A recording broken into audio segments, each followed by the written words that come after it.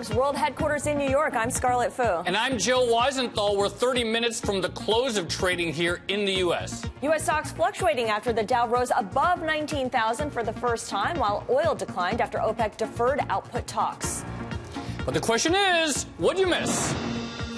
The rally in equities that took four stock benchmarks to simultaneous records a day ago is faltering or losing a bit of steam today. Investors speculating that perhaps gains may have gone too far too quickly. And President-elect Donald Trump lays out his first 100 days, but absent from the list were some of his most controversial plans, including building a wall between the U.S. and Mexico and the repeal of Obamacare. And former Italian Prime Minister Mario Monti speaks to Bloomberg. He says the current prime minister should stay in power even if a coming referendum is rejected. More highlights from our conversation with Monti later. First, though, let's get you started and check out where the major indexes stand as we head towards the close. Bloomberg's Abigail Doolittle is standing by. Abigail? Hi there, Scarlett. So we do have stocks here in the U.S. finishing on a strong note. We have the Dow, S&P 500, and NASDAQ all trading in the green. We do have the S&P 500 back above that psychologically important 2,200 level. The Dow is above 19,000. And all three of these major averages are set for a second day in a row to close at all-time record highs. The next 30 minutes, less than 30 minutes, will determine that. But the strength extends right through to small cap. We go into the Bloomberg and we take a look at BTV 3302. This is a year-to-date chart, a one-year chart of the major averages plus the Russell 2000 in pink. The Russell 2000 yesterday closed at a record high. This is the first time that we've had all four of these averages close at all-time highs since 1999. So we really are looking at some big strength here. And the fact that these averages are closing at record highs on a concurrent basis, according to Ari Wald over at Oppenheimer, he told our team yesterday in an email he considers this to be bullish and that it likely signals that more strength is ahead.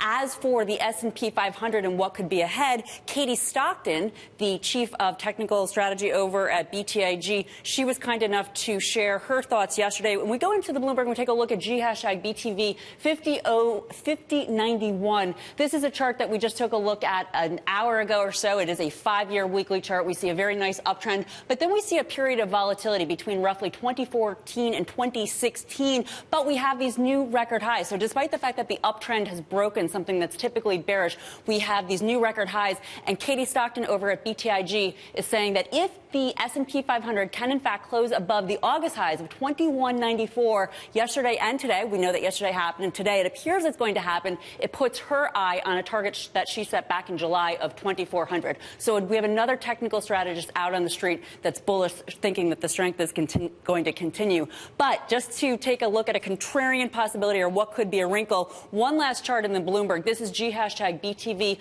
2005, and in white we have the S&P 500. In blue we have basically the S&P 500's earnings stream. And so while we have the S&P 500 climbing to all-time highs, we have the earnings in a recession. We're looking at an earnings recession. So unless earnings can turn around, it may suggest that there could be some trouble ahead for stocks, or perhaps stocks, the strength in the S&P 500, Joe and Scarlett, is suggesting that there is going to be a bit of a turn for the earnings for the S&P 500. Yeah, something's got to give there, right? Yeah. Abigail, thank you so much. What'd you miss? As U.S. stocks reach new heights, one money manager is warning investors to take stock of the potential risks in store. Here's what the chief investment officer at Oppenheimer Funds, Krishna Mamani, said earlier today on Bloomberg. We are expecting growth to pick up, and therefore we continue to rally. But if and when those legislations come in and they are not to the level we would like them to be, and dollar remains strong and rates are 50 basis points higher, there is a chance for a day of reckoning on that front. For more on the dangers that may lurk ahead and where to find opportunities, we're joined by Troy Gajewski. He's senior portfolio manager at Skybridge, which manages about $12 billion in assets. Troy, thank you very much for joining us. You know, we've said a bunch on this show, but this rally post-election has caught a lot of people by surprise. Even people who thought maybe Trump would be good for the markets in the medium term, yes, surprised by the speed of this bounce that we've seen. Why do you think that is, and do you think it's possible that investors are overlooking some of the aspects of Trump's platform that are less obviously pro-business? Well, look, I mean, we thought like you said, it would take several days for markets to digest the fact that, hey, less regulation is good and more growth is good, because there was so much angst built up to that potential outcome. But I guess if you compare it to Brexit, so Brexit, there are negative long-term consequences and medium-term consequences, so it took a couple days for markets to look past that. But here, you know, other than trade, it's really hard to see what the negative consequences are in the midterm. So I think everyone took a deep breath and had cash levels that were fairly high and decided to jack up two sectors that had really been under the jackboot of regulation, financial services and healthcare. So if you look at a lot of the rally, don't forget those two sectors had been beaten down strongly and have come back. But you say other than trade, because it's interesting that one of the first definite things that Trump says he's going to do on day one is withdraw from the TPP. Mm-hmm. Even on finance, he's, you know, the Republican platform, as we were talking about earlier, talks about the reinstatement of Glass-Steagall. So why do you think that these aspects, which most people would say are probably negative for stocks and finance or whatever, are not being considered? Well, let's not forget I'm trying to explain what happened. I know. But why do you think people are so dismissing these negative? I think most would argue that trade policies will take a while to sift out. Mm-hmm. Again, withdrawing from the TPP just means that we're not going to potentially have a little bit more marginal growth from trade. It doesn't take it away. And away from that, if you look at what the benefits from domestic infrastructure spending in particular or other fiscal stimulus could be, you know, the market in the short term is weighing them higher. I think the Glass-Steagall comment's very interesting you make, because one of the issues we think strategists are missing is they've talked a lot about how corporate tax cuts and other stimulus measures will be good for banks and a steeper yield curve. But the bottom line is the Trump administration is concerned about the working class and the middle class and small business.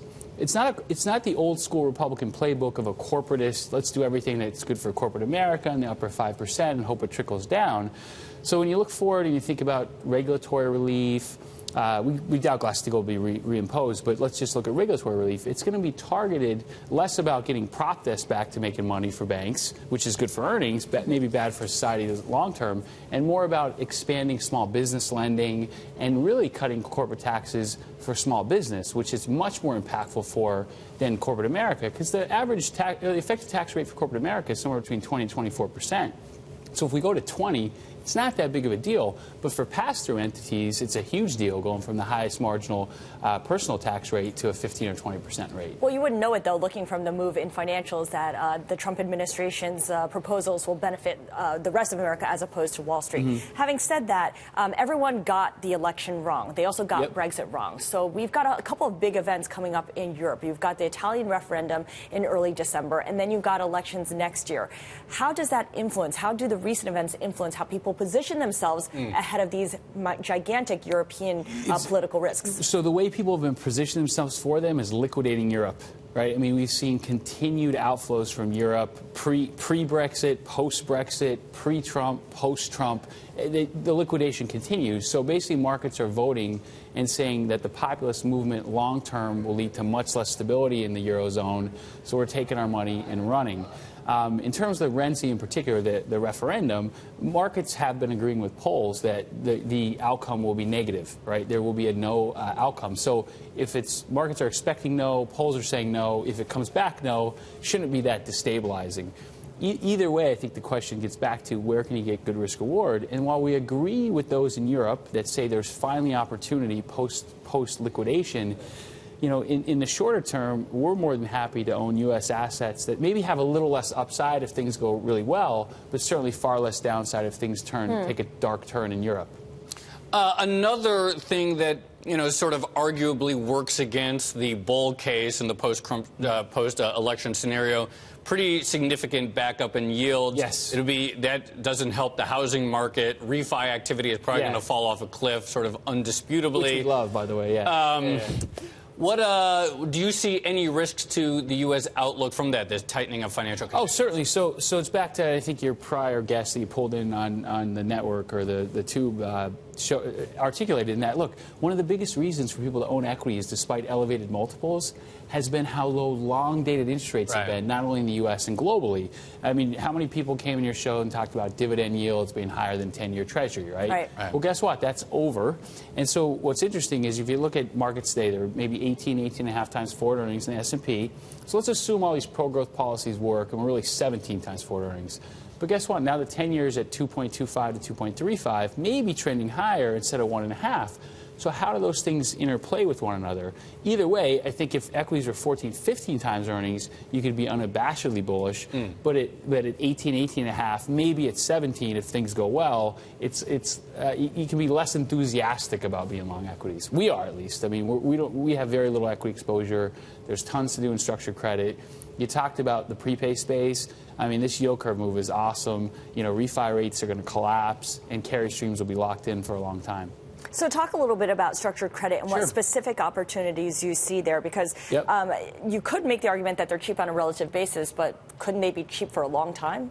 Yeah, no, well, but the thing about cash flow generative assets is they can stay cheap forever, but you're earning a very attractive carry in the meanwhile. And when they stay cheap, that means you have less downside to the eventual recession, which has probably been pushed back a while here, and you have more upside if people decide to show up and buy it.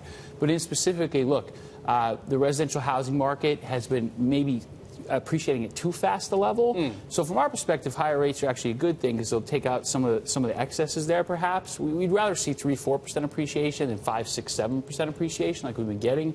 Nobody wants to have a housing crisis again. The cheapest stuff of all is CMBS. Commercial real estate, look.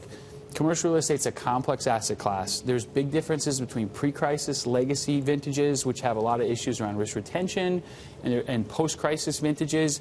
Either way, they offer very good yields, high single digits, low teens, double B cash flows, which are much better than high yield.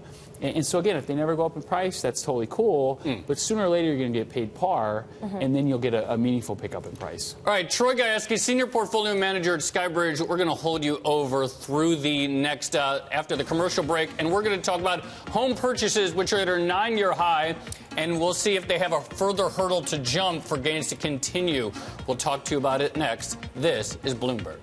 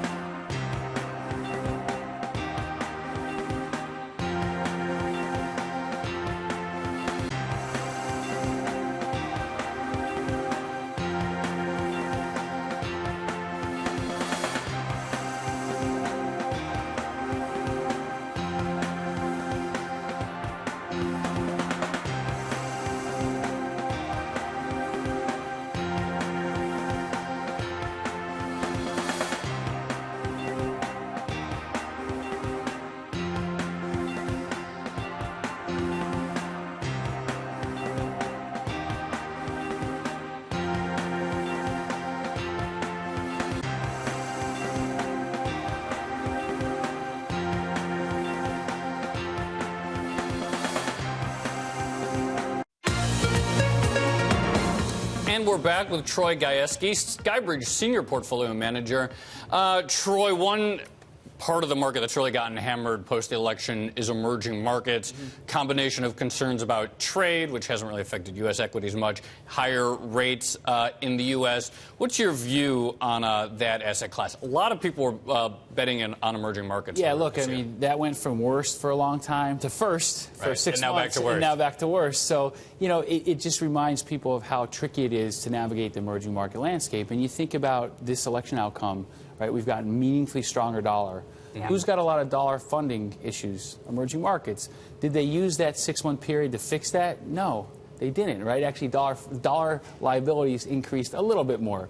You think about the risk from China. So, look, if there is a trade war with China, it's going to be very problematic, not necessarily directly for EM, but if China decides to stop fighting their currency depreciation and letting it go, that will have a very negative impact on EM in the short term. Right. So, you know, even though commodities have bottomed and have turned about, even though the dollar is not strengthening for as long as it did in 14 and 15, you have an exacerbation of dollar funding, and you have some more risk from China.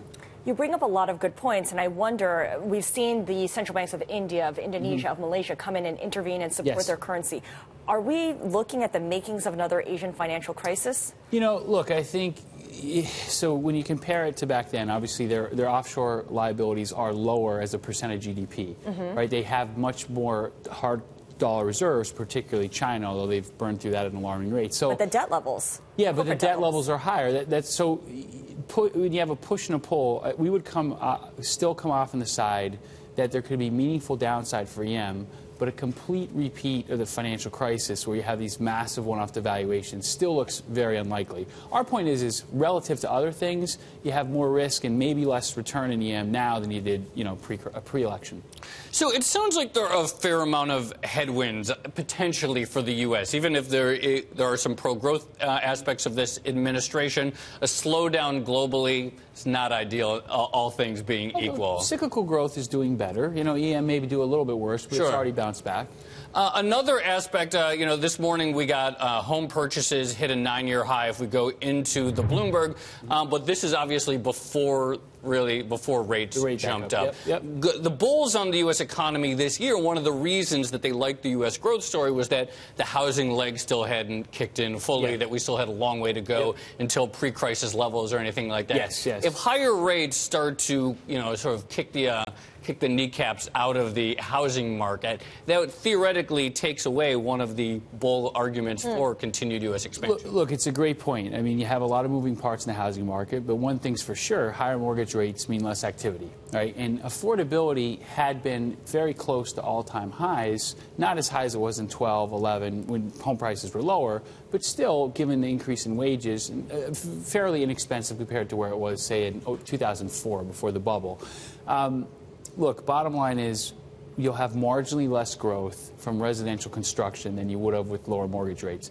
That being said, if you do get better growth and you get more acceleration in wages, which, as you know, is at post-crisis peak levels right now as measured by the Atlanta Fed, you know, that goes a long way. You know, the key indicators for affordability are wages, and which obviously are influenced by wage gains, mortgage rates, credit availability, and last but not least, prices. So, you know, wages ticking up, prices maybe ticking up at a less healthy level, meaning less egregious, less steep level. Those are positive. Higher rates are negative. Household formation positive. So a little thinner leg of the stool, but still supportive all in all. This might be an obvious question, but since we have a president, or we will have a president whose specialty is real estate, might we expect him to come up with policies that are more beneficial to that industry, whether it's commercial real estate or residential real estate? You know, that's a great question. You know, from all the rhetoric, if you cut through all the rhetoric, there's probably one central message. What's best for the working class and the middle class? Not what's best for the 1% that have made a lot of money in commercial real estate already and maybe could potentially make more. All that being said, you go back to basics. Better growth, more inflation is good for real estate. I mean, people forget, but housing has been the ultimate inflation hedge in previous periods. people forgot about that in 09, 10, and 11 when everyone was buying gold because housing had just collapsed. Right. But going forward, if you own commercial real estate, if you own the debt backed by commercial real estate, if you own housing assets, you got to feel a little bit better with inflation picking up, if it does, than if you own stocks, right? Which, financial assets, stocks are better than bonds, but it's not like it's that rosy. The 70s weren't so good for stocks last we checked. Yeah. All right. Troy Gajewski, Senior Portfolio Manager at Skybridge. Really appreciate you coming on. Great to be here. Good to see you guys again. All right. Speaking of stocks, the market closes less than 10 minutes away. The Dow Jones Industrial Average, you can see right there above 19,000, 39 points above 19,000 for the first time ever. We take a look at these record levels in U.S. equities next. This is Bloomberg.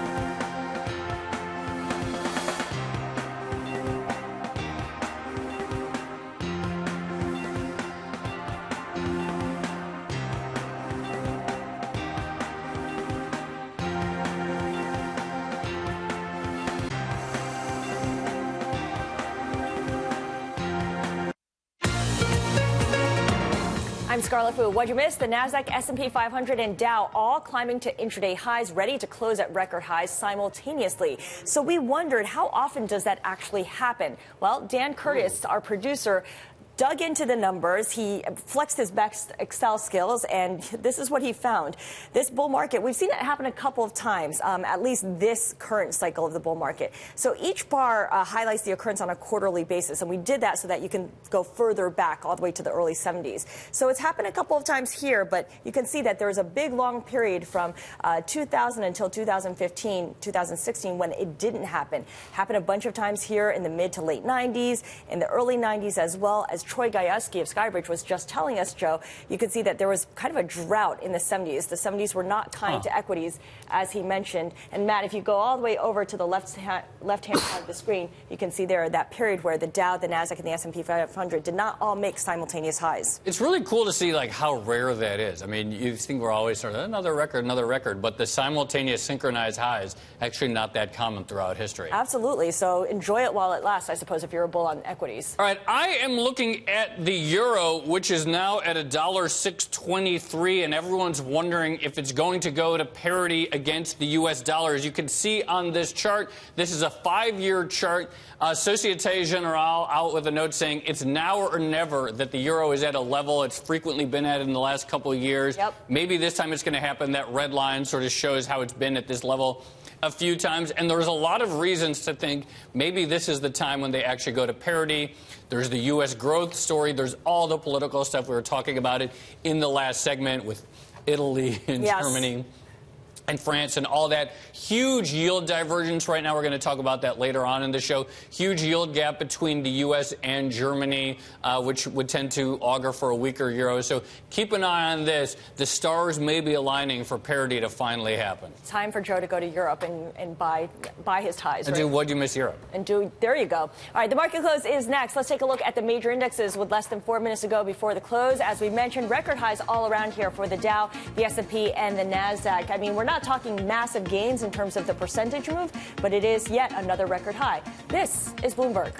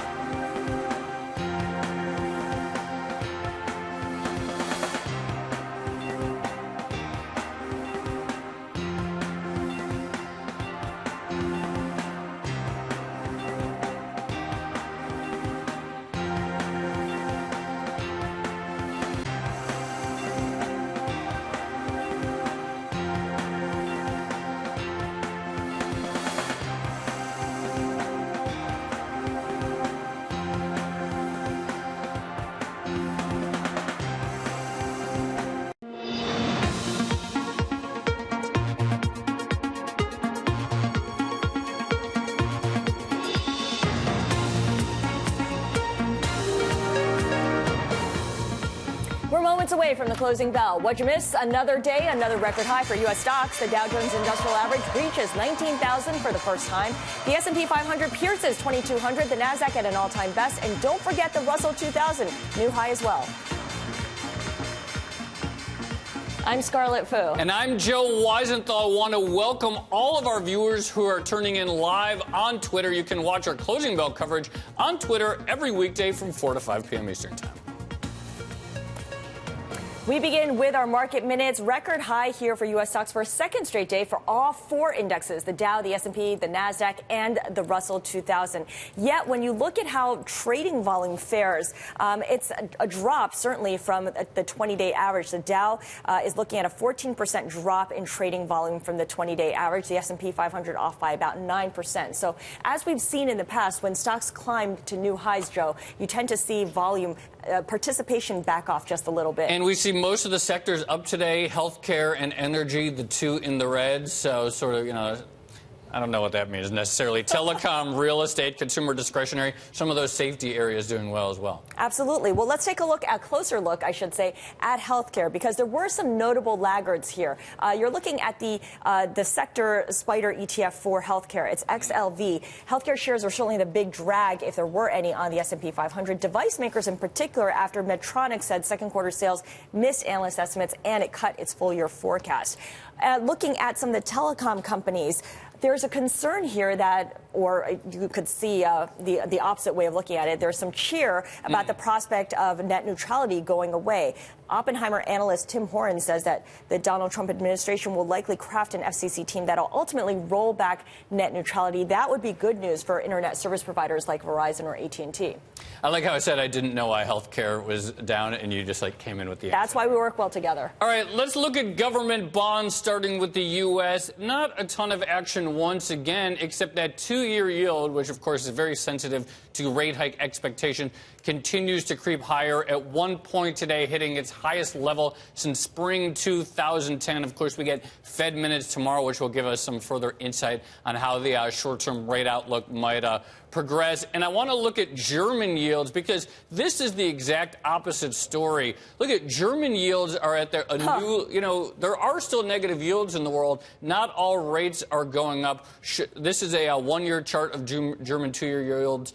Sharply lower, no signs of imminent higher rates in Europe anytime soon. So a real divergence. We're going to be talking about that more, but a real divergence with the U.S. story. Absolutely, especially as the ECB gets ready for its meeting and people are looking at potentially an extension of QE. Yeah. Let's look at currencies. Fairly quiet in FX land. The U.S. dollar erasing early losses.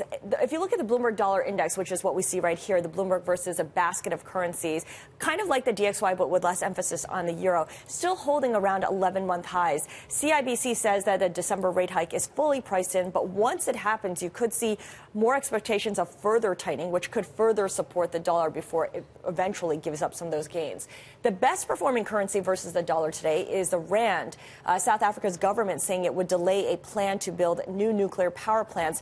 That's easing concern that the cost of the program would be too much of a strain to the economy and to the government's budget. Of course, this comes as ratings companies are descending upon South Africa to review that country's credit rating this week. So it shows how these decisions have real-world ramifications. Absolutely.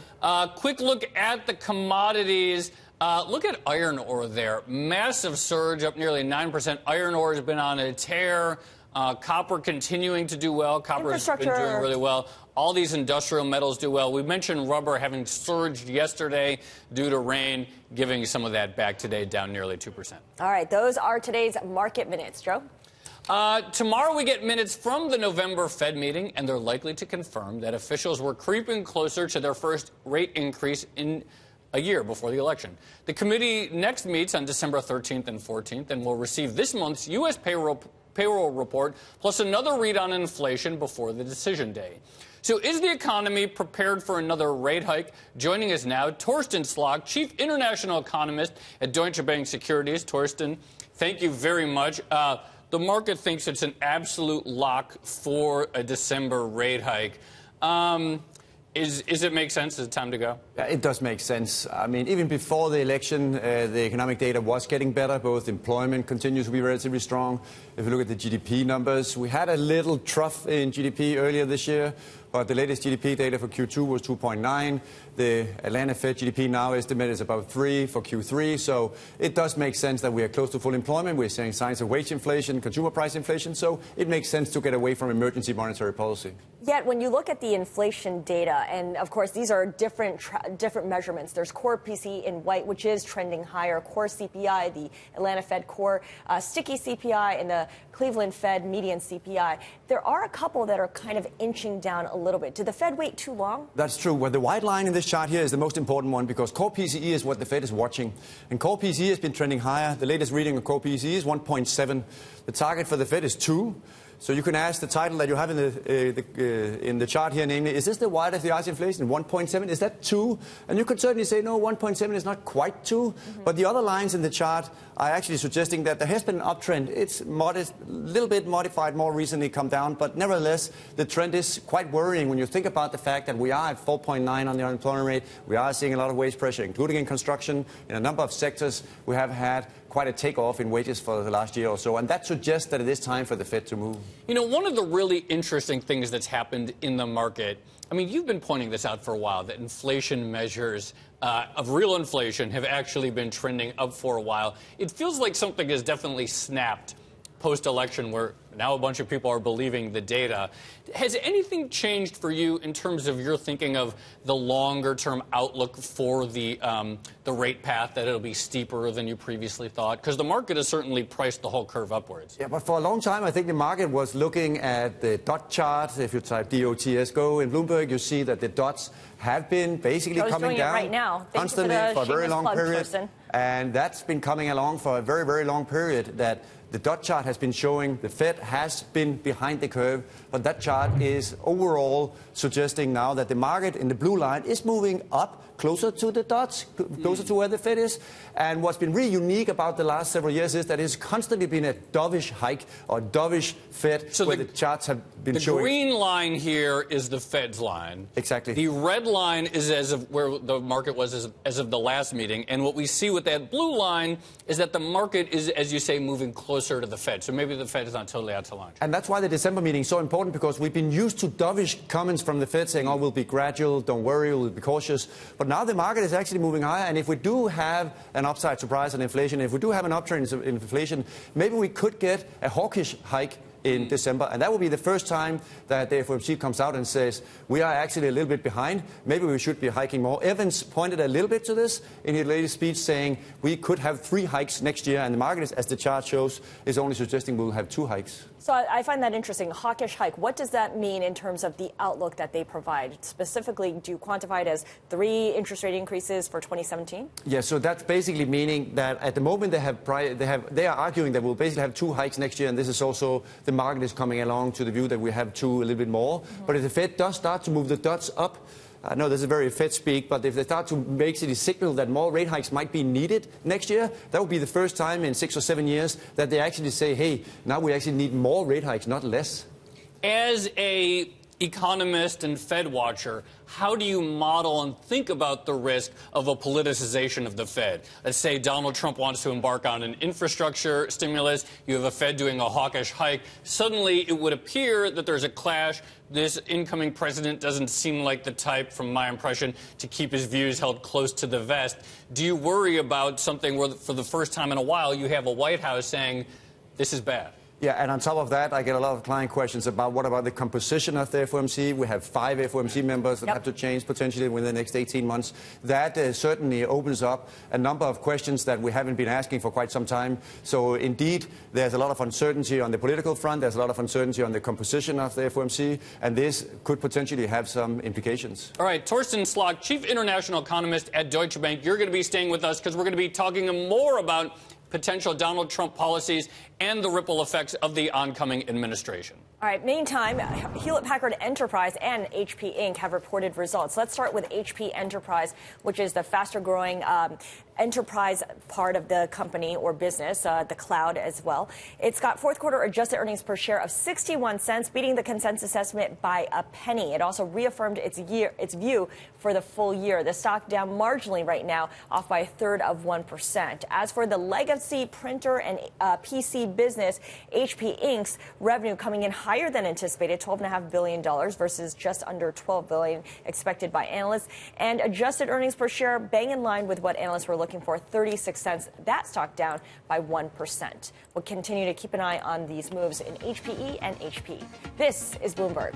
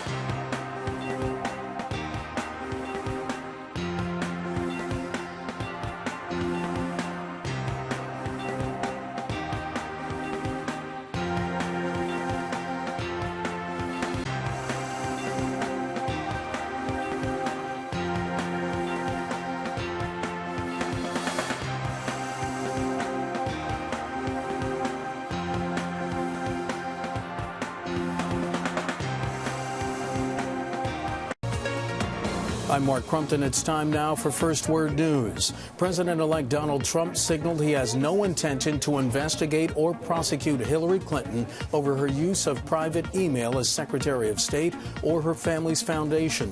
In an interview at the offices of the New York Times, the president-elect said, quote, "I don't want to hurt the Clintons. I really don't. She went through a lot and suffered greatly in many ways," end quote. According to tweets from the paper's journalist, Mr. Trump added, again quoting, "I think it would be very, very divisive for the country." A new CNN ORC poll says most Americans, 53%, say Donald Trump ultimately will do a very good or fairly good job as president. 66% say Mr. Trump will bring change to the country, but only 43% say it will be for the better. In Chattanooga, Tennessee, a school bus driver has been arrested and charged with vehicular homicide in the deaths of 5 children. Authorities say Monday's wreck happened because the driver was speeding. The bus flipped onto its side and hit a tree. 35 students from kindergarten through 5th grade were on board. More than 20 were taken to a hospital. Authorities say as of this morning, 12 remain hospitalized.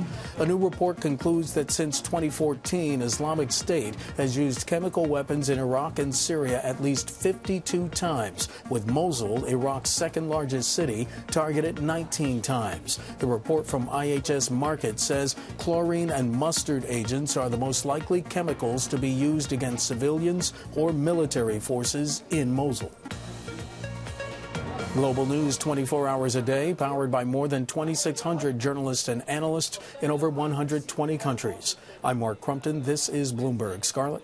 Thanks so much, Mark. What'd you miss? President-elect Donald Trump vowed to start the U.S. withdrawal from the Trans-Pacific Partnership, the TPP.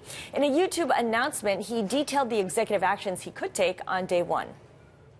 I am going to issue our notification of intent to withdraw from the Trans-Pacific Partnership, a potential disaster for our country. Absent from the list were some of his most controversial plans, such as building a wall and repealing Obamacare. Torsten Slok of Deutsche Bank is still with us now to explain the impact of Trump policies on the economy. And the big question is, which Trump policies are we going to get? Are we going to get the ones where he's a big spender and it's going to boost the economy, or are we going to get something that's more Republican orthodoxy a la Paul Ryan? It seems like the market has decided it's going to be the former, while economists haven't really adjusted their expectations and locked in a faster rate of growth. Absolutely, Scarlet. I mean, the whole issue here is that we just don't know what the prioritization will be. For a market perspective, it's all about economic policies. And what are the economic policies going to look like? How big will they be? How small will they be? How will they be prioritized? Even within economic policies, then there are a whole range of other policies that also could become more important. So the market conversation is all about, well, we think in rates moves and equity moves that a lot is coming. But as you say, the economics profession, and if you type OUTL and look at the forecast from the forecasters that submit to Bloomberg, you have just not seen a dramatic upgrade of the forecast. So therefore, there's some discrepancy between some markets potentially get a little bit ahead of themselves. But nevertheless, it's pretty clear that the change is in the air here. What is you heard that clip where he was talking about how his priority day one is going to withdraw from the TPP. And maybe that doesn't affect the economy this year or the next year. But overall, a stance that's less hospitable towards trade. How does that, what are the economic ramifications on both growth and prices? So obviously it depends on the magnitude and also depends on how important it is from a macro perspective. So it still remains very early and it still remains to be seen exactly what the design will be. It also remains to be seen how significant it will be, which countries. Overall, there is just still so many things that could be positive. There are a few things where you could be slightly worried, but overall, net, we still believe that it does look like something is coming and some bigger changes are coming, in particular on the fiscal expansion front.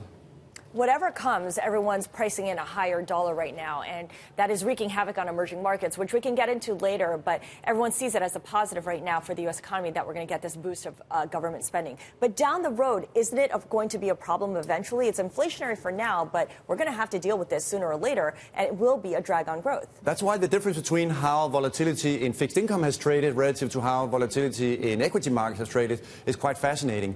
We have a good chart of the Treasury Move Index that demonstrates that. Relative to the VIX index, because you have seen a very, very significant, to what you just said, Scott, we've seen a very significant increase in volatility in rates and in fixed income. The move index and swaption vol across the curve has gone up. We've seen a very dramatic uncertainty around where will inflation be, where will the Fed be, whereas for equity investors, the volatility measures continue to be relatively low, and that has continued to point to a very, very limited impact on equity markets overall. So the yellow line shows you volatility in fixed income, and that has basically remained very, very elevated since the election, whereas equities seem to say, hey, there's no problem at all here to worry about. This is what I want to get. This is a question I have, and I've asked this to a bunch of people, and I don't think I've ever really got a good answer. You talk to a lot of clients. Why is it that generally, from a growth perspective, people have really changed their view from prior to the election? I mean, people have really jumped to the good and the bad, and that's kind of what this conversation has been about. But I'm still not really comfortable that anyone knows why everyone has now told this positive story. I'll give you an answer. There are two reasons why. The first reason is that if you have more deregulation, if you remove red tape, if you basically make the economy more competitive, you will, and this is the OECD agenda everywhere, you will in all countries see a higher potential growth rate. So the chances are that we will see slightly higher GDP growth. So on a structural level, we will see some improvements in how the economy functions and make it more dynamic and therefore make growth rates higher. The second thing is that on a cyclical level, meaning fluctuating around the structural issues, if we do get a big fiscal expansion, it's quite ironic. For many years, we've all been talking about secular stagnation, oh, there's no support from fiscal policy. Now fiscal policy comes along and we could potentially get quite a big boost. And there, now people are saying, ooh, now it's too much and it could create inflation and other things. Well, it actually could jolt us out of secular stagnation. And it's that chance of both getting a lift to the potential GDP growth rate and at the same time getting a jolt away from secular stagnation that seems quite promising. In terms of removing regulation, certainly that provides a boost to asset prices, but the regulations were put in place ostensibly to prevent future crises. Are we increasing the odds of something bad happening again in the next couple of years, especially with asset prices where they are now? Oh, certainly this is a very difficult judgment. You have to put up on the scale what are the pros and cons, and are we putting too much weight on one relative to the other. So that's absolutely true that we are running risks in both directions here of going too much regulation or too little regulation.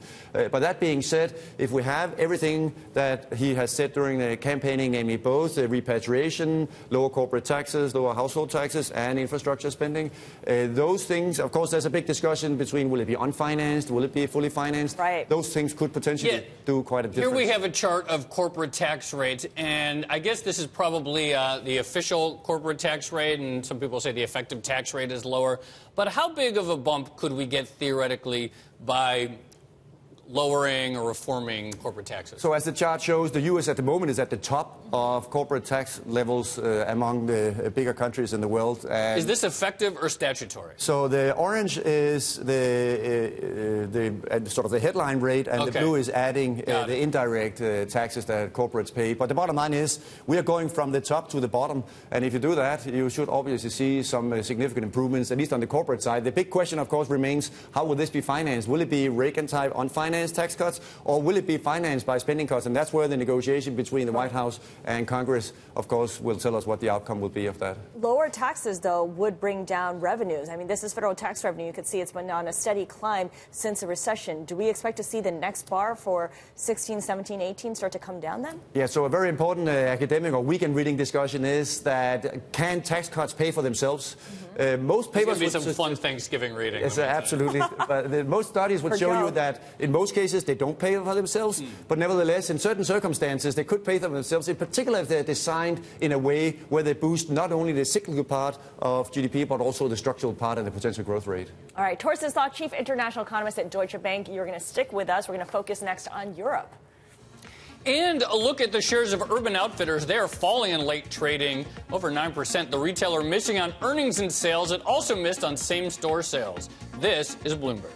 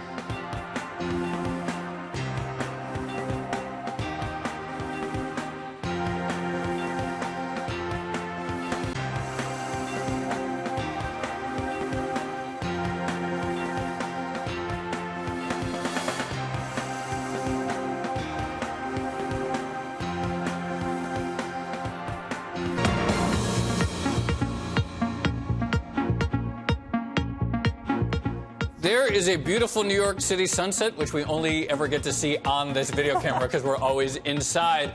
But it is freezing. It is cold, so beautiful but cold. We are back with Torsten Slok, Chief International Economist at Deutsche Bank. And I want to talk about Europe now. And if we go inside the Bloomberg, this chart tells the whole story, doesn't it? It's the gap between U.S. 10-year yields, German 10-year yields, at the highest level since 1989. An extraordinary level of divergence being reflected in this spread. Tell us what you see here. Well, I see a very significant decoupling of the business cycle in the U.S. relative to the euro area. The U.S. is getting away from lower growth. The prospects are that we will see the Fed hiking because they think the economy is strong enough, whereas the euro area remains, unfortunately, still stuck in zero interest rates for quite an extended period. But this is pretty much distorted, though, by the ECB backstop and the ECB's buying of bonds. That's true. That's playing a very important role. But what's also playing a role is that we have seen, of course, the U.S. growth prospects start to improve here more recently, but also have been improving generally over the last several years. Unfortunately, the European business cycle, we're still not seeing inflation going up to the target of 2 over the forecast horizon. That's the ECB's official view. So that makes it somewhat worrying what the outlook is for European rates relative to U.S. rates. Do you think it's possible that in Europe, I mean, in the U.S. with the election of Donald Trump, that was seen as sort of a populist result, but the result of that economically that markets are pricing in is that the government balance sheet, not the central bank balance sheet, will finally be used to spur growth. Could we ever get that in Europe where we actually see a fiscal jolt the way people are pricing in here? Yeah, there are various very important aspects of that question, because a fiscal jolt is not just spending more money. It's actually spending more money in a very calibrated way where you actually start to spend your money on something that's productive.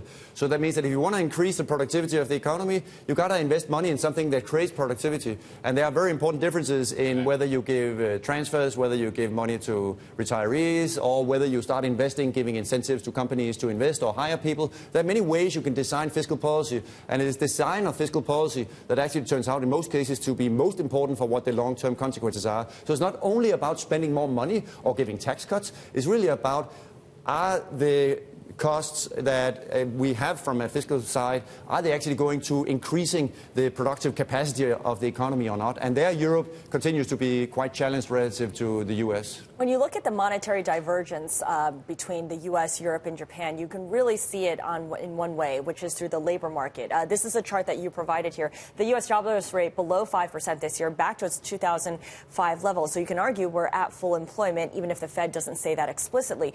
Japan, which is the bottom line, the blue line, is nowhere near that. The Europe, which is the orange line, is not there yet.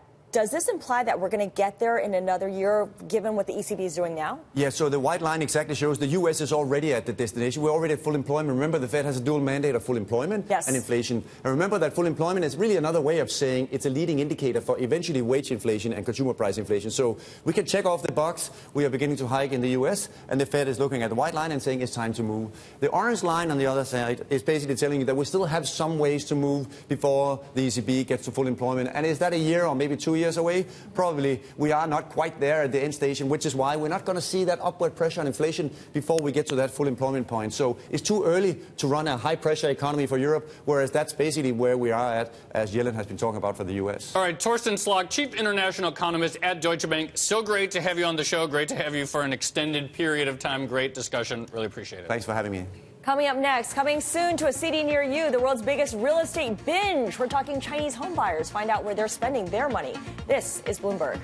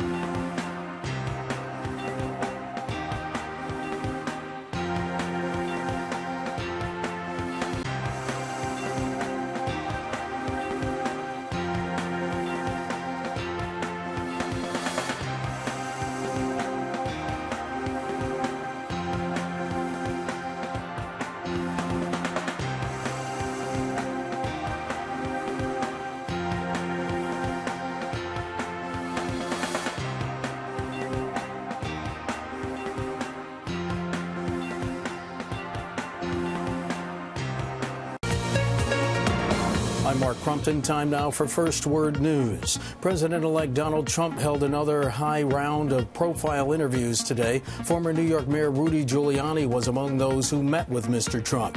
NBC reports that Giuliani is being considered for Director of National Intelligence. Mr. Trump tweeted he is considering Dr. Ben Carson to head the Department of Housing and Urban Development. But Dr. Carson's aides have said he had no interest in serving in Mr. Trump's cabinet. Most U.S. voters say now that he's president-elect, Donald Trump should stop tweeting. A new Quinnipiac poll says 59% think Mr. Trump should close his personal account. Mr. Trump used Twitter extensively during the campaign. He has 15.7 million followers. China is calling on the U.S. president-elect to improve relations between the two countries. The Communist Party's newspaper says the U.S.-China relationship is too big to fail, and it said Donald Trump shares an obligation to make sure that ties between the two improve and never worsen. Authorities say firefighters are making progress against those wildfires raging across the southeastern U.S. But several new blazes continue to creep into new areas, and more fires have been started by suspected arsonists. At least 44 uncontained fires are ongoing in the South, covering more than 120,000 acres. Arson investigators are underway in Georgia, Tennessee, North Carolina, and Kentucky. Global news 24 hours a day, powered by more than 2,600 journalists and analysts in over 120 countries. I'm Mark Crumpton. This is Bloomberg. Scarlet? Thank you so much, Mark. Let's get a recap of today's market action. We have record highs for the Dow, the S&P, the NASDAQ, and the Russell 2000. So building on those gains from yesterday, the Dow topping 19,000. Metals climbed. Oil was little changed. The laggards here, as we discussed, Joe, were healthcare because of concern, perhaps that the medical device makers, Medtronic in particular, would have a tougher go going forward. There you see green across the board. And a quick check of Urban Outfitters declining in late trading by more than 8%. The retailer missing on earnings and sales. It also missed on same-store sales. But for some context here, as Tim, our producer, pointed out, the stock is up by better than 70% so far this year. So perhaps giving back some of its gains. What do you miss? The world's largest cross-border residential property boom. A weakening UN and surging domestic housing costs have Chinese citizens purchasing homes at a rapid pace in lower-priced markets like Houston, Thailand's Pattaya Beach, and Malaysia's Johor Bahru. Joining us now is Susan Wachter, professor of real estate and finance at UPenn's Wharton School of Business and co-director of the Penn Institute for Urban Research. Susan formerly worked as assistant secretary for policy, development, and research at the U.S. Department of Housing and Urban Development. Susan, thank you very much for joining us. I mean, there have been stories for quite a long time about Chinese money buying real estate all over the world, Vancouver, Australia, New Zealand, anywhere you name it. Is this showing any signs of slowing down? No, no signs of slowing down at this point.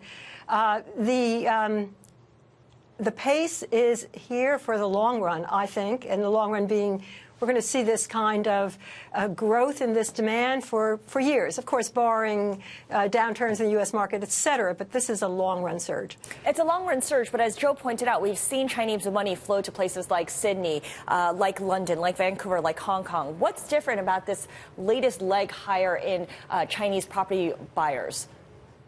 The difference is this is going to second-tier cities. So it's not just the major cities. Of course, it is the major cities, too. It's still San Francisco. It's still Washington, D.C. It's still New York. But it is increasingly Seattle and Houston and Dallas. And the second-tier markets across the U.S. are seeing China money coming in for residential real estate, particularly college towns like Boston. What is the appeal of these? You know, why going into the second-tier cities? Is it simply price? Is it the view of, well, we want to have assets in a sort of market that respects property rights, and a home in Houston is just as safe for that purpose as a home in San Francisco? Absolutely. So it's U.S. first and foremost, also Canada, but the spreading over the border, you know, Vancouver, Toronto is already very much there. So the spread across the board to the U.S., it's been there, but now into the second tier, where you can get a lot more real estate than in the first tier, and certainly a lot more real estate than you can in China, major cities. Well, most Chinese treat overseas property purchases as safety deposit boxes, right? It's a way for them to park their money in a safe currency like the dollar. Do we have any data on what percentage of these purchases are actually occupied or being rented out or actually being used productively? Or, again, are they just sitting there empty? Well, in the U.S., most of them are being used productively because there are managing companies, et cetera. There are some, and New York and Manhattan is exemplary of trophy places that are empty and are there maybe once or twice a year being used. But generally, no. Generally, these are temporarily, perhaps investment properties with the thought that down the line there'll be condos that will be used for children going to college. Even we hear stories about people who are not married who are buying real estate in college towns with the expectation that their children will be someday, when they have children, heading out there. There was a great story on the Bloomberg today about the extraordinary boom in Johor Bahru, which is in the southern tip of Malaysia, right across from Singapore. Just globally, I mean, the theme of this story was that the scale of the development in this one area is just absolutely extraordinary, so much that people don't really know if the prices, it'll be economical, prices go down. How much are these cities competing against each other, and how much does the explosion of these new areas effectively depress sale prices in other cities that Chinese buyers might be inclined to purchase in? Well, there is a supply response. There is a lot of this money is going for development, and we've already seen, although it's not necessarily China development, but we've already seen supply catch up to demand in cities like New York and San Francisco, where prices and rents are now actually heading down slightly. So there is always that possibility, but there is 2.5 billion people coming to cities over the next decades. So we need to develop a city of 1 million people a week. And there is a need for financing for that. There's a need for investment for that. And the China money is deciding where those cities are going to be. And Johor, Malaysia, is a mega region. It's not just a city. It's a mega region that's being developed as we speak. One thing that we saw this year, or that we've seen, is cities start to push back a little bit, starting to think we don't really get that much value from selling this real estate to Chinese buyers. We've seen it in Vancouver, where they've levied a tax. What happens after that? Do these cities really lose their appeal once a tax on the buyers is levied, or does the money keep flowing in? The money keeps flowing in. There are always ways around, and that's the next step, to find the way around. And, of course, the backdrop here is that prices in China, inside China, in Shanghai and Beijing, you don't get a whole lot for your $1 million. You can get a lot more in, say, Orlando or Houston or Vancouver. My question to you, Susan, is do we presume that everything is paid out in cash, or is there a market, a thriving market at that, for foreign currency mortgages? No, it is cash. There's some mortgage, but it's really a lot cash. So therefore, as interest rates go up, and of course we've seen this incredible movement in interest rates over the last few weeks, that's not going to stop this. There may be other factors that stop. And in fact, if the bubble in China, in the top-tier cities of Shanghai and Beijing, if we see that collapse, then of course, we will see a decline in money coming out of China, because we'll see a big hit to wealth in China. But as long as the wealth in China builds, there's going to be a move for diversity, particularly diversity into safety, which is what the U.S. and Australia and Malaysia mean. Mostly the U.S. in terms of a combination of safety and human capital. It's a winning combination of having access for your children to a long-term safety play and education play. All right, fascinating stuff. Susan Wachter, professor of real estate and finance at UPenn's Wharton School of Business. Thank you very much for coming on. Coming up, chants of lock her up resounded at Donald Trump's campaign rallies this year, but now the president-elect is signaling an end to any further Hillary Clinton investigations. More on which of his campaign promises may or may not be binding. This is Bloomberg.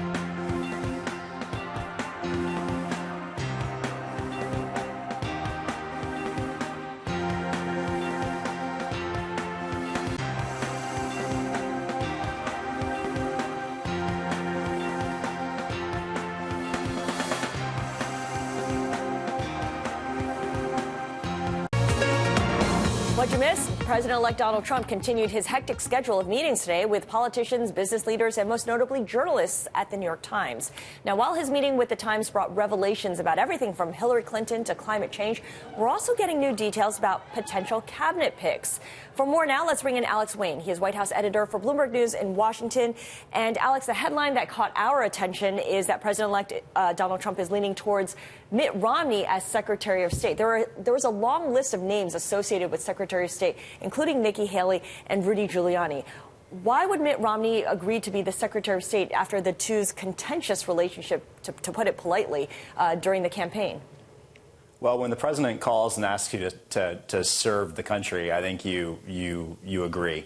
That's kind of a job offer you can't refuse, and it's a very prestigious role. I mean, it's one of the highest-ranking cabinet positions in the presidential transition or the presidential succession. Secretary of State is pretty high up there in case, God forbid, something were to happen to the top of the government. And, of course, this is according to the Wall Street Journal and the New York Times, Joe. Right, and, of course, Alex has been very skeptical that such an offer would ever happen. And if it does happen, he's promised to give us both $1. I've got my dollars ready. Okay, looking forward to that. Another big thing that happened today was that Donald Trump, after some back and forth this morning, went to the New York Times and did questioning for an hour. And some of the headlines that came out of that, he said he was kind of open, perhaps, to the idea that humans contributed to climate change. I think he once called it a hoax perpetrated by China. And at the end, he called what he usually calls the failing New York Times, he said it's one of America's jewels. A cynic might say that Donald Trump has an inclination to flatter whichever audience he is at any given moment, no? A cynic might say that, yes, Joe. A cynic might also suspect that Donald Trump's position might even change depending on who the last person he spoke to was. He made really astounding statements at this New York Times interview. For a paper that he seems to hate so much, he sure did break a lot of news in this sort of private news conference with their journalists. One of the more amazing things he said, I thought, was that the president, it's impossible for the president to have a conflict of interest.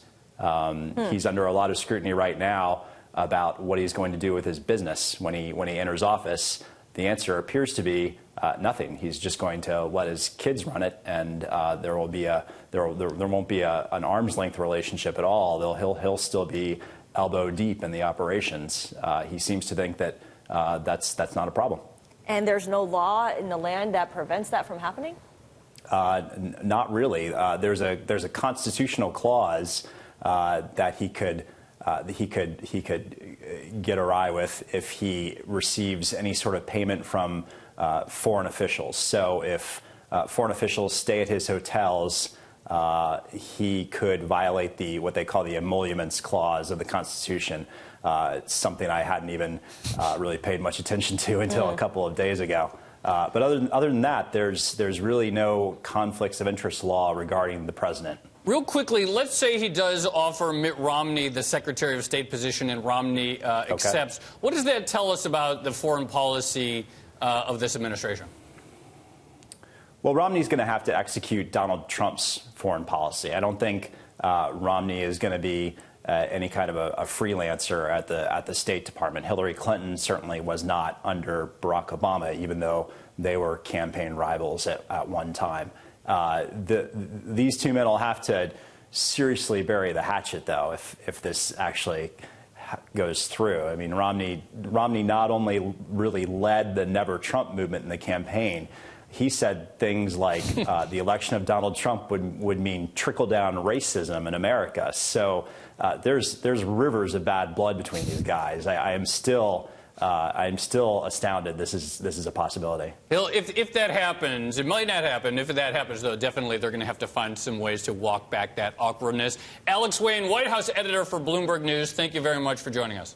Sure.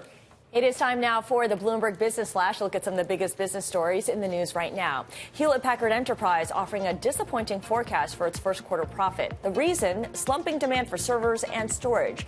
It is a setback to HPE's efforts to drive growth. CEO Meg Whitman is stripping away underperforming businesses as she tries to make the company more flexible. AT&T's online version of DirecTV is launching next week without CBS. Now, according to people familiar with the matter, it's the lone holdout among top media companies. Aimed at would-be cable customers, DirecTV Now is a package of more than 100 live channels that are delivered over the internet for $35 a month. And Tyson Foods CEO Donnie Smith will collect a golden parachute worth at least $24 million when he steps down on December 31st. That includes a 3-year consulting deal that'll yield him a minimum of $5,800 an hour. Yesterday's announcement that Smith will exit the company resulted in the stock's biggest sell-off since the 2008 financial crisis. And that is the Bloomberg Business Flash. $5,800 an hour. Can you imagine? I'd take that. Up next, something for all you fine wine lovers out there. We're taking a look at what's driving sales, and we'll show you the index that tracks wine. This is Bloomberg.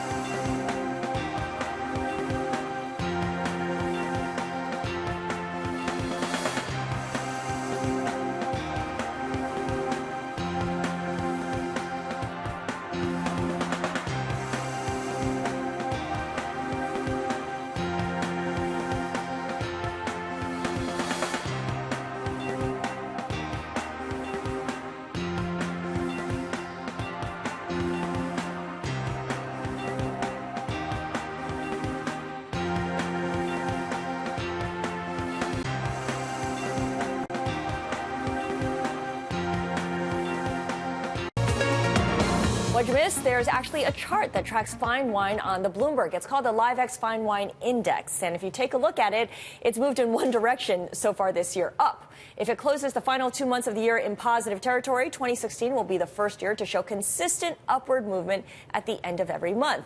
Joining us now to discuss all things fine wine is LiveX Managing Director James Miles, who joins us now from London. James, thank you very much for joining us. So my first question is, how's the index constructed? Obviously, I don't assume. I'll just tell it. What is the basic way that you make this index? Well, we basically base it around the sort of top wines in the market, based around those that get high critic scores, and then we weight it by both production and scarcity to give it a kind of market cap weighting, if you like. So the idea is that the index reflects really what's trading on our trading platform. What tends to drive the prices of wine as an investment? So what sort of macro trends? Is it about growth? Is it about the need to find sort of scarce assets at a time, like how people buy gold or art? What are the different factors that you've noticed tend to move the price? Well, that's a really good question. I think in the past, unsurprisingly, we found quite a close correlation between wine, and the Forbes, the sort of rich list, the value of assets amongst the richest people, for example. We've also found quite close correlation with industrial production in emerging markets. I mean, that would seem to make sense because in the last 10 years, Hong Kong and China have been a big consumer of fine wine.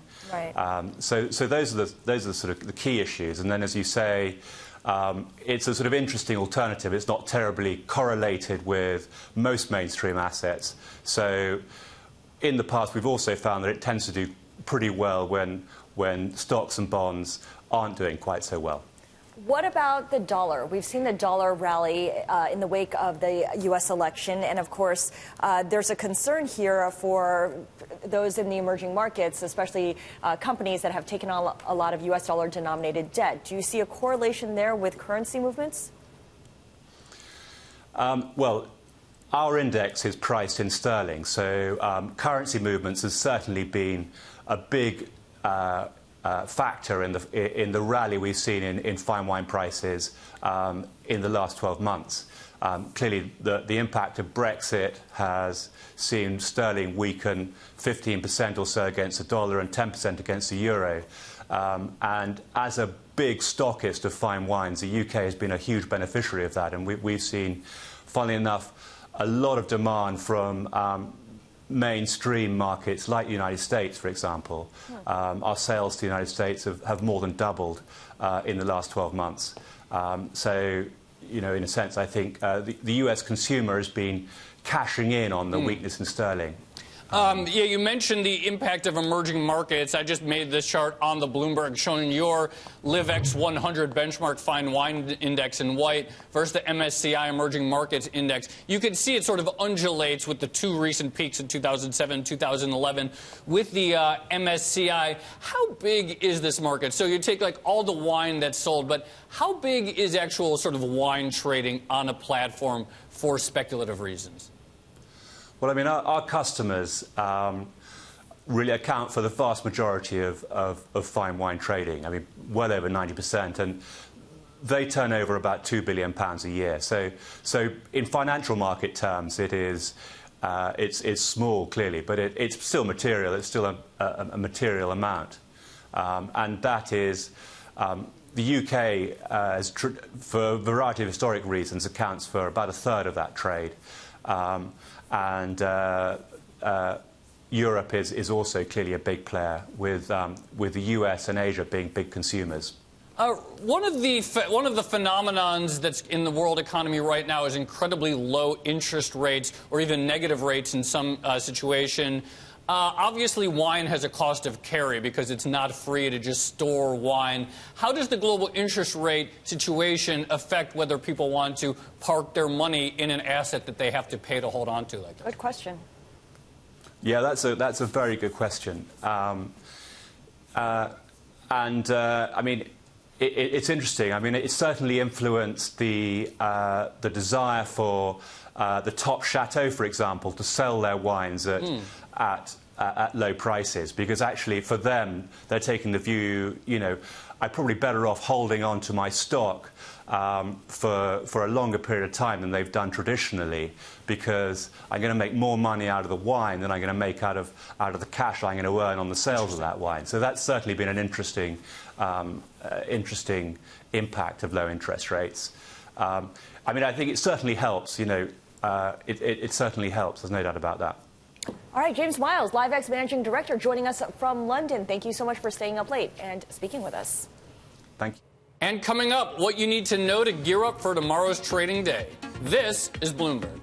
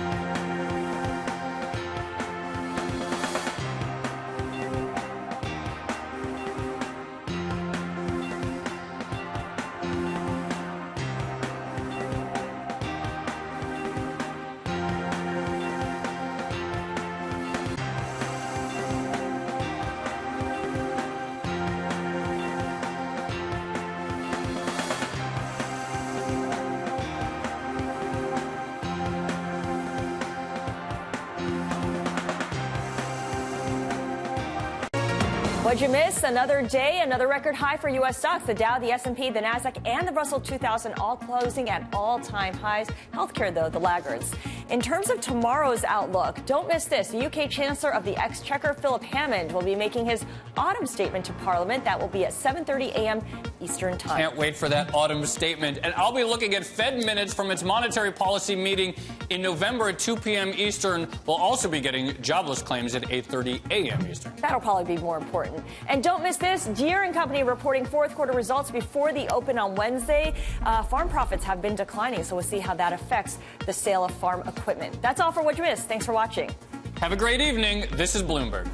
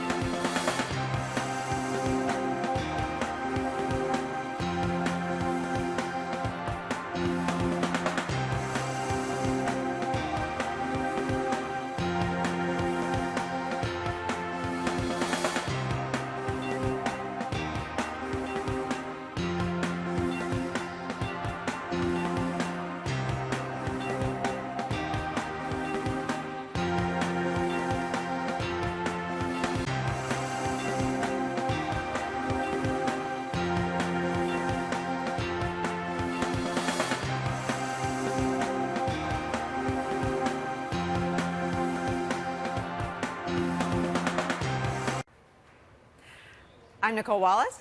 I'm John Heilman. With all due respect to Donald Trump, who keeps trying and trying to get Ben Carson to join his administration, have you considered Ag Secretary?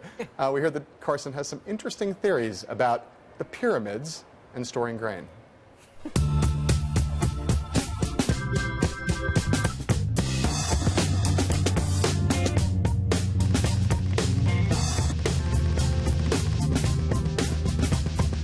Donald Trump upheld his date today with a very old gray lady. Oh my God, Trump's on again, off again, on again sit down with the venerable New York Times was in doubt this morning after he fired off a series of tweets canceling the interview and calling the newspaper failing, nasty, and get ready for this one, quote, not nice. In the end, the incoming president agreed to sit down with about 24 Times journalists, along with the paper's publisher, for an hour and 15-minute, wide-ranging, on-the-record discussion. This is as close to a press conference as we've gotten out of Donald Trump since July 27th, and it did not disappoint. Among the topics that were addressed, Trump seemed to change course on climate change, saying he'd, quote, keep an open mind about the Paris Climate Accord, which he had previously vowed to withdraw from. He also said there is, quote, some connectivity between humans and climate change. Trump was also lukewarm at best on the idea of prosecuting Hillary Clinton for her sins regarding email, whatever those may be, another campaign pledge of Trump's, saying it would be divisive for the country. The incoming president also disavowed groups of white supremacists who have been celebrating his election victory, and he defended his appointment of alt-right figure Steve Bannon as his White House chief strategist, insisting that if he thought Bannon was racist, he, quote, wouldn't even think of hiring him. The topic of Trump's businesses came up amid concerns about conflicts of interest, potential and actual, which the president-elect also dismissed. Trump said he's following the law and that as president, he has more important things to worry about than boosting his bottom line. Trump also fielded questions on several other subjects related to foreign policy, President Obama, Republican leadership, and the media, especially the New York Times, and his cabinet deliberations. So, Nicole, there is a lot to talk about here, and we're going to spend a fair amount of time talking about it. So what stands out to you from this first semi-hemi-demi press conference? Other than when you said old gray lady, I went, yeah, you immediately thought they were talking about you. We were not. So first, I watched this. I experienced this by following Maggie Haberman's tweets. And this is in and of itself a remarkable new sort of development that Trump is ushering in. This sort of, I think he's the first post-Twitterverse tweeter to be elected president, and to sort of read it as it was going on through was an interesting I don't know. I mean, as a journalist, what did you think of watching it sort of unfold in real time? In the old days, when George Bush would have reporters in, Elizabeth Buemiller and Dick Stevenson were the White House correspondents, they'd come in, they'd do their interview, and they'd have to go write a story, file it, and then you'd consume it. This was different to me just as a communications professional in that we got to experience it in real time without any sort of prioritizing. No one picked a lead. We got to read it as it was happening, and that in and of itself was remarkable. In some weird way, obviously President-elect Trump has put Twitter at the center of his communication strategy, and in doing it this way, in arranging this this meeting with the Times editors and having kind of a private, behind closed doors press conference, he sort of forced them to use his medium of choice, Twitter, to report on what he was saying rather than using, the normal modes of the television camera and broadcast or the website. So that's interesting. It seems to me, I mean, all of these, I would love to see the transcript of the whole thing because obviously we only really now have snippets. Now there are stories being written off of the snippets. But I mean, it seems to me that in almost every way, apart from trashing the Times and saying at the outset, basically starting in the way that he apparently started yesterday with network anchors, kind of criticizing them for the way they had treated him unfairly, in every other way, he seemed to be trying to reassure people and turn down the temperature on his rhetoric and trying the best he can, and he's kind of clumsy about this, but trying to assuage people's worst fears about what's to come. So I saw the other way, and I guess this is my staffer PTSD. I thought he was turning down the rhetoric to perhaps a universe of voters that didn't support him because of the most extreme parts of his campaign message. But I feel like what he's done the last 2 days with the media was to declare a hot war on his detractors in the media. And I was more interested in that, having sort of stood at the intersection of a president and his relationship with the press. It is to me very interesting that the meeting yesterday, which seemed to have more sort of the bombastic Donald Trump than what we know so far from the New York Times meeting, that seemed to be an escalation. And that's going to cheer a lot of Trump backers, and that might even bring into his fold some Republicans who have harbored a lot of distrust of the mainstream media for a long time. However, I thought that what I read out of the meeting yesterday was almost a chilling warning, a really sort of a shot at his detractors in the media. Back to sort of the bullying of the reporters who were on the trail covering him. I thought it stood in very stark contrast to what he did today with the Times. Yeah, I mean, especially if you believe that what happened yesterday was the meeting was held, a tantrum was staged in an off-the-record meeting, and then the Trump people leaked it to the New York Post. We had Kellyanne Conway on the show yesterday saying, well, I don't know who would have possibly leaked that story. It was off the record. They should think thrice about it. And it turns out that a lot of people think now it's the Trump transition that leaked it to their favorite newspaper, the New York Post. I agree with you about that, and we're going to talk a lot about some policy matters, but just to stay on the point that you were just talking about, every administration I have covered comes into power and believes that it has mastered a new technological tool, whether it was Bill Clinton with satellite television and others with cable and others with Facebook and with Obama on Facebook. They all think we've found a way around the gatekeepers.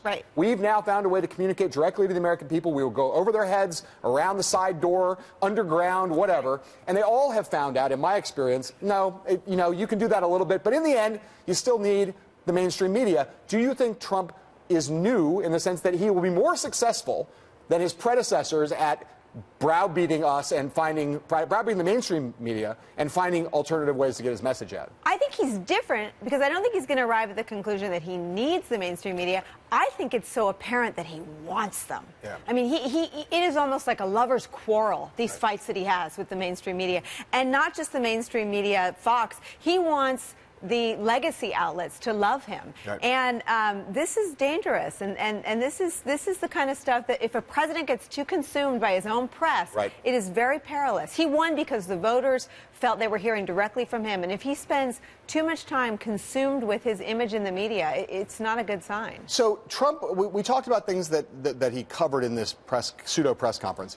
Well, the one that's getting the most attention right now is about the Clinton not going to investigate her, not going to prosecute her, or whatever. That's at the lead in almost every newspaper in the country. The climate change stuff is also at the top of the leads for a lot of newspapers. Do either one of those things strike you as meaningful or surprising? Well, everything's meaningful at the beginning because you're really trying to figure out what a president's going to make his top priorities. This idea that he's going to decide that he will not prosecute Hillary Clinton suggests to me that he thinks that he could have or would have. I mean, a president doesn't decide who his Justice Department prosecutes. Right. So this is a riddle to me at this moment. Yeah. I want to know more. Yeah. Climate change is interesting because I can't imagine that was a top 3 issue for the kinds of voters that he won over in the final days of the election. Right. I also think that there are areas where you think that Trump has some really dangerous instincts and some worrying instincts. I can't believe that in his heart of hearts, Donald Trump, Manhattanite, sophisticate, and actually an intelligent person, doesn't believe that, in fact, climate change is man-made and that it's a real problem that you have to deal with in some way. He might be worried about the effects on jobs. He might want to renegotiate some treaties, but he's not, I think, someone who's a climate denier in his heart of hearts. I hope not. And I don't know where he was for Sandy. I'm sure even at the top of Trump Tower, the winds blew and he saw that. I'll tell you what I thought from this New York Times meeting was the place where, to me, is now the obvious place. We've been talking about this for a couple days, but the way he answered questions on it today suggests it's going to be a huge problem. He is not taking seriously enough these questions about his business, the conflicts of interest inherent there, the potential unconstitutionality of things that he might want to do, the role of his kids in the business, all of it. He brushed them away, at least on my reading of how he answered the questions by Times reporters. Just brushed them away. Just as he brushed away, I think, he denounced the alt-right, but he brushed it away very cavalierly. I think both of those areas are going to continue to be problems for him until he articulates much more clearly what he thinks about the alt-right and what he's going to do about these massive conflicts of interest that face him. I agree with you, and I think those are 2 issues and 2 areas that threaten to undermine him with his own base, who's looking for a major shakeup of the way politics is normally done. 100% correct. All right, we are going to talk about some more stuff that are sort of related to this when we come back from commercial. So up next, we're going to talk about the Trump video that came out last night about his policy priorities. We'll talk about that, as I said, in detail. Not just the things he said, but the things he left unsaid right after this.